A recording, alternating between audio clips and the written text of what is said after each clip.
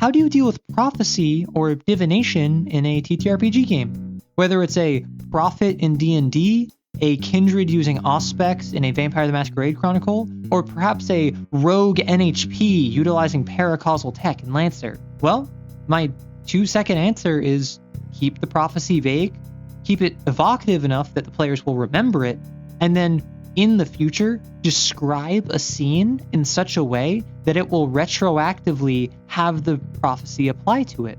You don't control the players or the players' actions. However, you control how the world reacts to them. So even if you can't set up every piece of the chessboard to be in a specific formation, you can set up how the world responds after the players stumble themselves into a situation where the prophecy is already halfway fulfilled. Just gotta add in a few more descriptors, maybe change things behind the scene to make it fit better. And if you do it right, the players will think it was all planned from the beginning. Okay, but how do I sound like a prophet, I hear you asking? Do I need to read a bunch of poetry? Well, yes, that would help. However, I can think of 3 tips that will specifically help you in extemporaneously knowing how to come up with these sort of descriptors. These first 2 are really quick, so I'll just get them out of the way. First, play to your audience. Some groups think that esoteric visions are cool, where they have to puzzle out the symbolism of every little detail that you provide them. Other groups think that riddles that they can solve and that they can treat more like a cipher than a prophecy would be awesome to deal with, and others would be frustrated by that.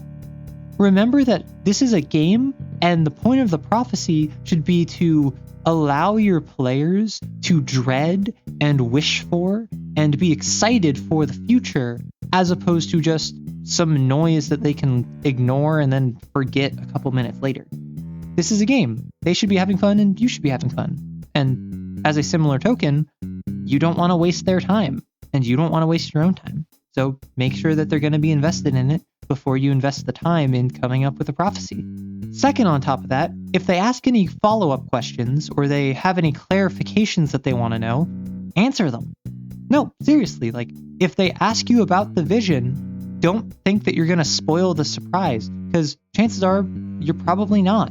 You might be too vague in your description, or maybe you thought you had described it clearly and they had a completely different thing in mind, which that can be fun so long as they're still getting forward momentum.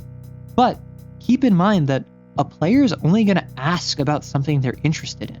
They're only going to engage with what you put in front of them if they want to engage with it. So don't try and stonewall information from them when they're demonstrating that they want to play ball.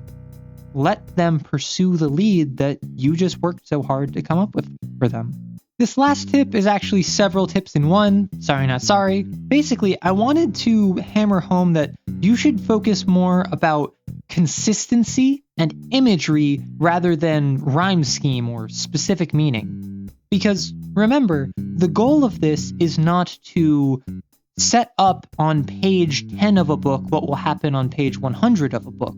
The goal here is to put a signpost that will stay in the back of the players' minds that when they trigger a trap, or when they fight an enemy, or when they lose a friend, they'll think back on and think, we should have saw the warning signs. We should have known that was what was warning us for this. Focus on evocative imagery that will stick in the players' brains rather than trying to make it sound all musical and using iambic pentameter or whatever this is. That being said, I will say you should look back at things like the Homeric tradition of storytelling, like the Odyssey and the Iliad, to see a very useful tool in this sort of extemporaneous storytelling. Epithets. So an epithet is a title granted to someone or something used to describe it and denote it from all other things. The example that comes to my mind is Alexander the Great. His epithet is the Great. So you know, if I'm talking about Alexander the Great, I'm not talking about Alexander the All-Right or Alexander the So-So. I'm talking about that guy. In the Homeric tradition, epithets can describe both people, but also places and objects. You have swift-footed Achilles. You have master of plans Odysseus. You have gray-eyed Athena. But you also have rosy-fingered Dawn and the wine-colored ocean.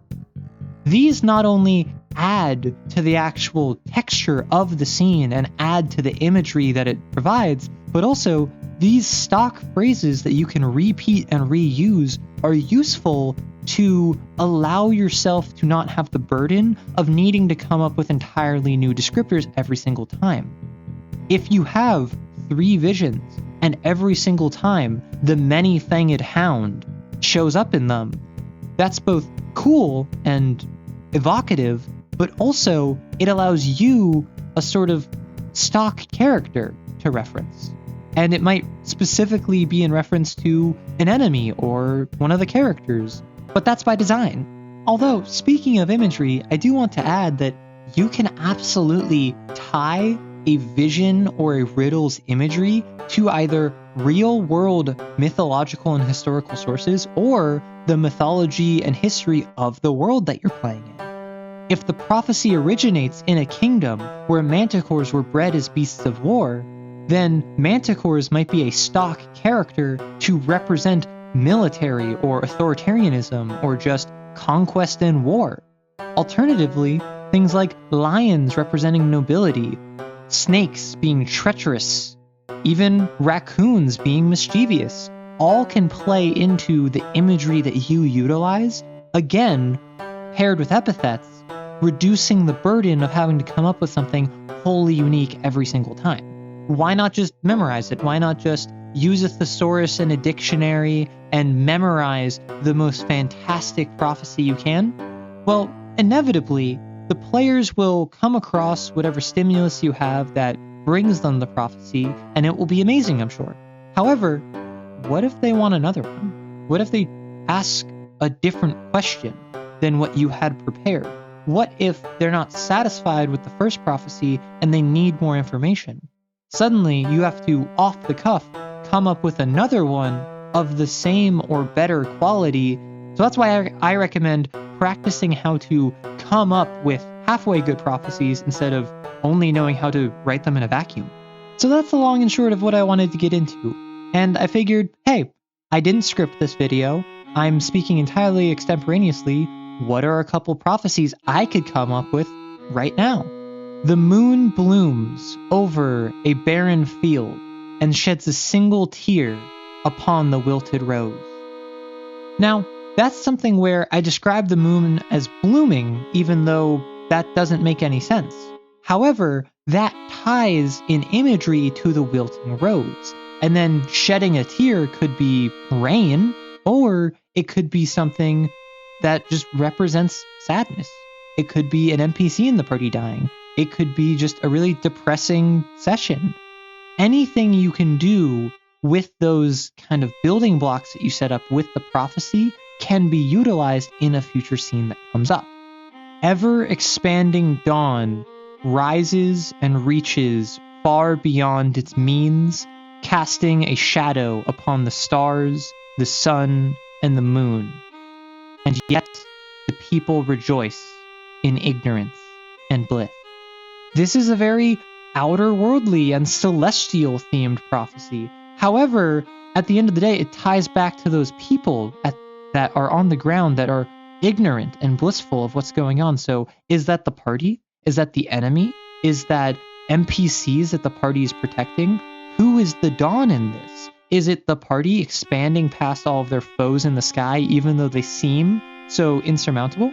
Or is it some threat overtaking the party, who are the sun and the stars and the moon?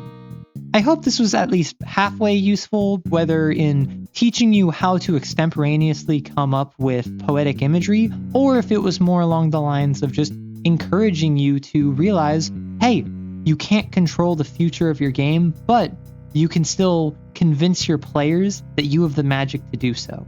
Because I will say that as a DM, it's very satisfying to be able to pull that off. But as a player, it is wild to see that happen to your game. Have fun!